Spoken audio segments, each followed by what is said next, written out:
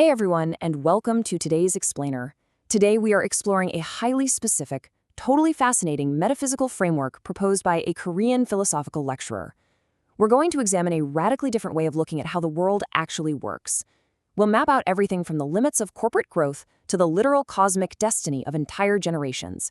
It is bold, it's highly unconventional, and honestly, it's absolutely guaranteed to make you think. Okay, let's dive right into this. To understand this grand conclusion, we first have to map out how the speaker redefines the basic rules of our society. So, on our agenda today, the end of fundamental growth, redefining commerce, the new paradigm, religion's true role, and finally, the destiny of baby boomers. Section 1. The end of fundamental growth and a cosmic cap on development. Now, this concept completely flips traditional economics right on its head.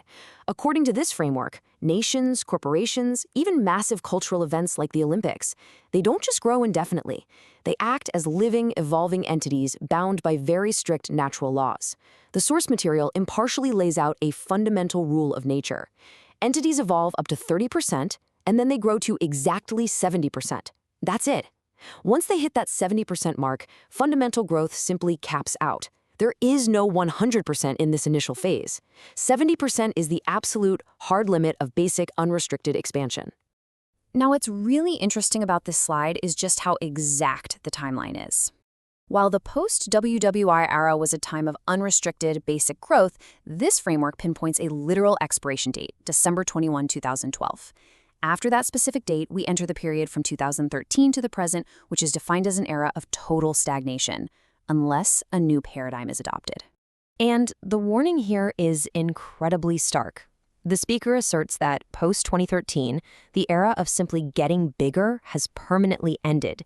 Any entity, whether that's a massive business or a whole nation, that blindly tries to grow through basic accumulation is now being actively suppressed, or as a source phrases it, blocked by heaven. Surviving corporations absolutely must adapt to a new way of operating, or they will inevitably face total collapse. Moving into Section 2, merchants versus business persons, and redefining commerce in the post-2012 era. Because basic growth has completely ended, the terminology we use around commerce has to be redefined from the ground up. Just look at the strong contrast the speaker draws here. Those acting as mere merchants are solely focused on profit and making a living for themselves. In this new era, they are considered the absolute lowest of the low and will face natural suppression, which, is a pretty harsh performance review from the cosmos. On the flip side, true business persons focus on utilizing their accumulated scale to broadly benefit society and humanity as a whole.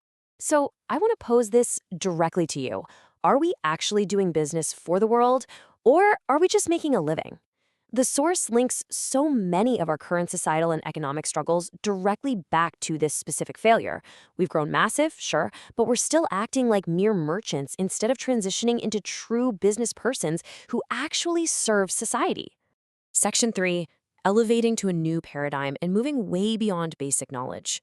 So the crucial point here is how the speaker completely redefines this term. He totally dismisses how casually people have thrown around the phrase new paradigm since the millennium. In this framework, it isn't just some modern buzzword, it's the literal act of taking the foundational knowledge we've gathered and elevating it to an entirely higher dimension to find real workable answers for human coexistence. It basically follows a clear, logical flow. Step 1, you absorb fundamental societal knowledge. Step 2, you discover that higher, new paradigm dimension. And only then, in Step 3, can you create true education, welfare, and culture businesses. The speaker firmly believes that without this dimensional leap, our current education and welfare systems are just stuck operating on basic knowledge. They simply aren't acting as true societal businesses yet. We must elevate existing knowledge into a new paradigm that serves humanity. It's a really powerful mandate.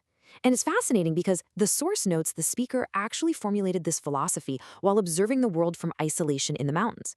He was just watching as society accumulated all this immense knowledge, but completely failed to actualize this higher concept. Section 4, religion and the fully realized human, the ultimate social education. Now here's a truly fascinating dichotomy.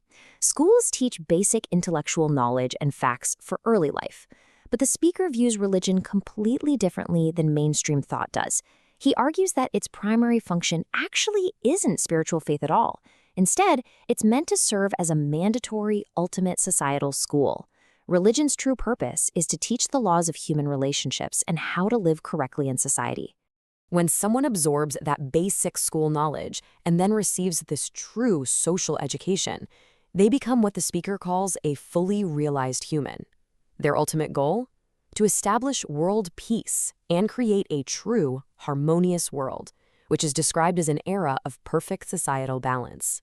And this brilliantly illustrates how the speaker connects high-level theory right down to our everyday reality. He argues that truth isn't found in some distant heaven, but right here in the laws of human life. Because modern institutions labeled as religion have completely failed to research and teach these social laws, we are seeing massive societal breakdowns, things like broken homes and skyrocketing divorce rates. People simply haven't been taught how to live together.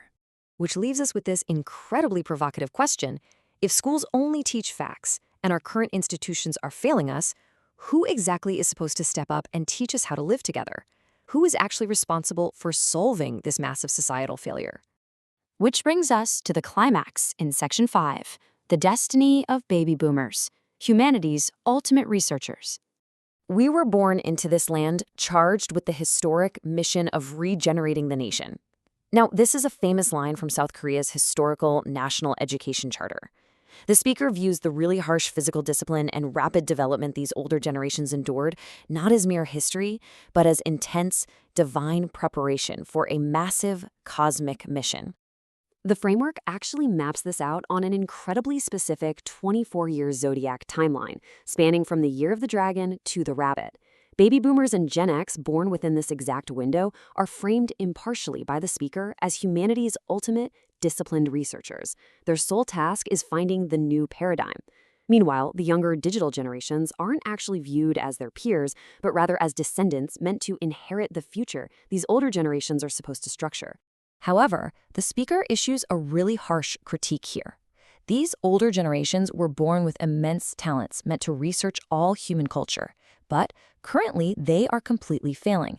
Instead of doing the hard work of researching, they're just sitting around playing with and consuming culture, which, you have to admit, is a pretty bold call-out of an entire generation's screen time.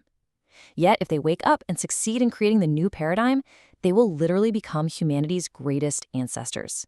And the source goes even further with this incredibly bold claim.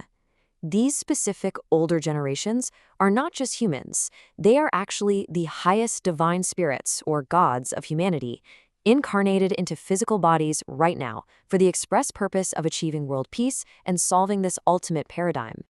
Let's move to and see how this all builds to the central tension of the speaker's entire philosophy. Will these older generations wake up and fulfill their staggering cosmic mission? Or will they just continue to passively consume the knowledge they were divinely meant to elevate into a new paradigm?